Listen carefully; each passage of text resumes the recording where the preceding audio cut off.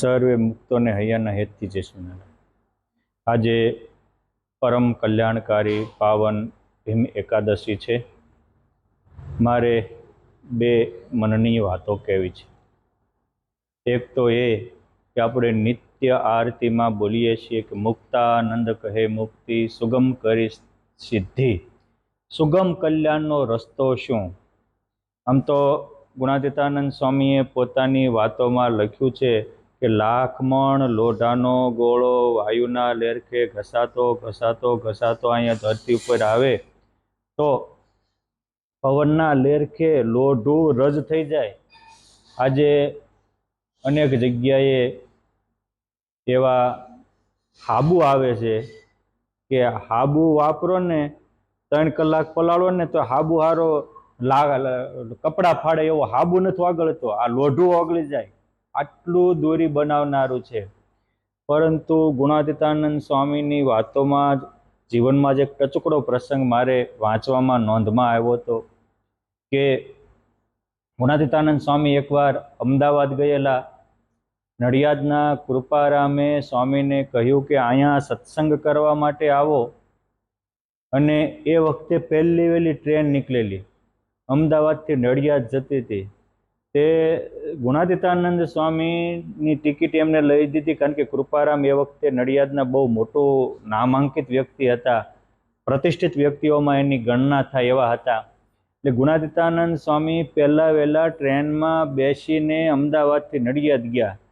પહેલાં વહેલા બેસેલા હાલીને જવાના હોય તો ઠેલા આમ કરે ને આમ કરે ને આમ કરે ને આમ કરે ને પેલા ટ્રેનમાં બેઠા ને ઘડીક આમ ઠેલા મૂકે ને ઘડીક આમ ઠેલા મૂકે, જે હરકું ન કરે ને ત્યાં તો નડિયાદ આવી ગયું. એટલે સ્વામી કે આવી ગયું? કે હા આવી ગયું. કે બધા એટલા બધા ખુશખુશાલ થઈ ગયા. પછી નીચે ઉતર્યા, કૃપારામ ભાઈને ત્યાં બધા જ સત્સંગ કરવા ગયા. પરંતુ એ વખતે ગુણાતીતાનંદ સ્વામી બોલ્યા કે જો આપણે આ ટ્રેનમાં બેઠા તો જે આખો દિવસનો રસ્તો હતો એ અડધી કલાકમાં કપાઈ ગયો. એમ સ્વામી કે જો ભગવાન કે સંતના વિશ્વાસે લોકો બેસી જાય તો કલ્યાણ સુગમ થઈ જાય. નિષ્કુળાનંદ સ્વામીએ સાર સિદ્ધિમાં લખ્યું છે કે સર્વે વાત જાય સો ધરે થાય સાચા સંતમાં પ્રેત, કસર ન રહે કોઈ વાતની થાય જોરાવરીએ જેત. કોઈ વાતની કસર ન રહે. સુગમ કલ્યાણનો રસ્તો છે. એ એન્જિન મજબૂત હોય તો ભંગાર ડબ્બો ચોંટાઈ ગયો હોય તો તે દ્વારકા દિલ્હી પહોંચી જાય. એમ આપણને દોરનારા નિર્બંધને સાચા સંત હોય તો આપણે ગમે એવા હોય તો પળમાં પાવન થઈ જાય. એટલે તો રામાયણમાં લખ્યું છે કે સંતના સંગે રંક રાજા થાય, બગલો હંસ બની જાય, કાગડો કોયલ બની જાય, એમ દેહરૂપ બ્રહ્મરૂપ થઈ જાય, જીવ શિવ બની જાય, પળમાં બેડો પાર થાય. બીજો કલ્યાણનો સુગમ રસ્તો છે કે પુરુષોત્તમ નારાયણનો સંકલ્પ છે. સરસ. મહારાજ જ ખુદ એકવાર વાત કરતા હતા કે સંતો સાંભળો, એક રાજા જંગલમાં ફરવા ગયો અને રસ્તો ભૂલી ગયો. તરસ બહુ લાગી હતી એટલે એને નક્કી કર્યું કે આ મારી રૈયત છે ખેડૂત, એની પાસે જઈને પાણી પીવું, અને એ મને પાણી પાય તો મારે એને એક ગામ આપવું છે.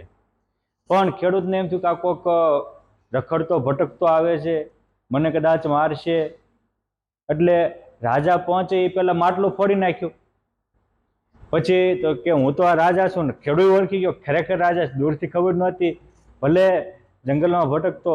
એટલે કે છે મા બાપ મારી ભૂલ થઈ ગઈ, મારે તમને પાણી નહીં જમાડવા પડે, બધી ચાકરી કરવી પડે, પણ મારે એમ કે કોક રખડું માણસ છે અને પાણી પીને રાજ્યને નુકસાન કરે તો મારે એને પાણી ન પાવું. મેં સંકલ્પ કર્યો એટલે તમે પહોંચ્યા પેલા માટલું ફોડી નાખ્યું. રાજા કે તે સંકલ્પ કર્યો તો મારે પાણી ન પાવું તો તે તારું કામ સિદ્ધ કર્યું. મેં સંકલ્પ કર્યો છે કે મારે એને ગામ દેવું, માટે તું કાલે આવજે, હું તને એક ગામનો ધણી બનાવીશ. આ વાત કહીને નંદ સંતો કહેતા હતા કેમ પુરુષોત્તમ નારાયણ આવ્યા ત્યારે એને સંકલ્પ કર્યો છે કે મારે 100 કરોડ મનવારું ભરાય એટલા જીવને ધામમાં લઈ જવા છે. મહારાજ કે ગમે એવો પાપી પ્રાણી હશે નથી જોવી જીવની કરણી રીત આ વાર નીચે અઘહરણી. માટે પુરુષોત્તમ નારાયણની આ અઘહરણી રીતમાં આપણે જો આવી જશો અને ભગવાનનો એક વિશ્વાસ રાખશો તો જો થાશે વિશ્વાસને પ્રીતિ તો જગત જાશો જીતી. માટે મહારાજનો સંકલ્પ છે મારે સહેજે કલ્યાણ કરવું છે.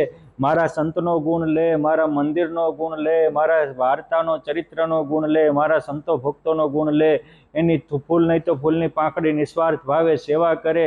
આ બધા થોડી સેવા કરે એને ઝાઝું ફળ આપવાનો પુરુષોત્તમ નારાયણનો સંકલ્પ છે.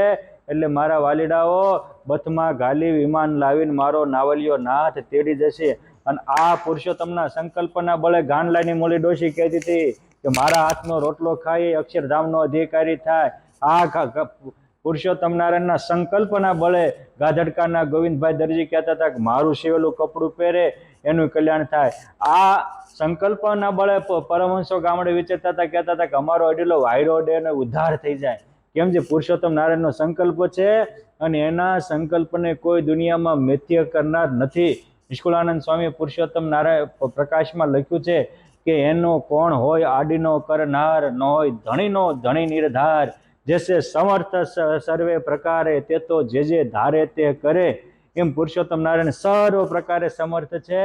માટે એને આપણા કલ્યાણનો માર્ગ સુગમ બનાવ્યો છે.